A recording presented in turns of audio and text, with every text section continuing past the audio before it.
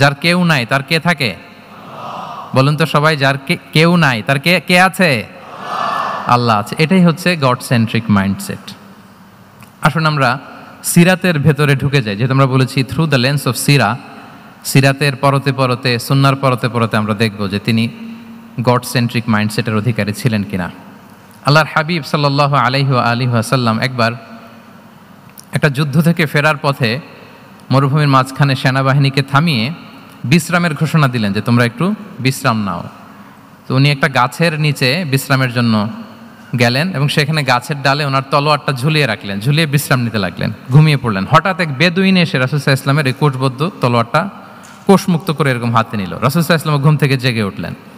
এবার বেদুইন বলতে আরম্ভ করলো, মাইয়ামনাউকা মিন্নি, এই মুহাম্মদ তোমাকে এবার কে বাঁচাবে বলো, এই তো আমার হাতে তলোয়ার, কে বাঁচাবে?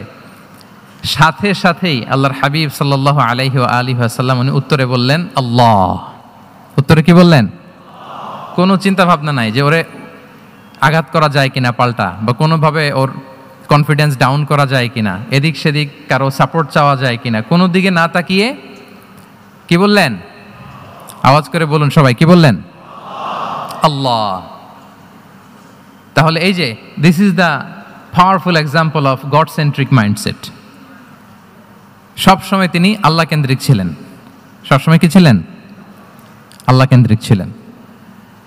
এটাকে বলে গড সেন্ট্রিক মাইন্ডসেট। যে কোনো পরিস্থিতিতে তিনি আল্লাহ যে আমার সাথে আছেন এটা কল্পনা করতেন। এবং সুনানে আবু দাউদের একটি বর্ণনা এসেছে, রাসূল সাল্লাল্লাহু আলাইহি ওয়াসাল্লাম কানা নবী সাল্লাল্লাহু আলাইহি ওয়াসাল্লাম ইযা হাযাবাহু আমরুন সাল্লা, তাকে যখন কোনো জিনিস বিচলিত করত তিনি জায়নামাজের মুসল্লায় দাঁড়িয়ে যেতেন, সালাতের জন্য দাঁড়িয়ে যেতেন। বিপদে পড়লেই আল্লাহর কাছে সেটা সঁপে দিতেন, শেয়ার করতেন। আমরা বর্তমানে কোনো বিপদে পড়লেই কি করি? আগে কোথায় শেয়ার করি? ফেসবুকে।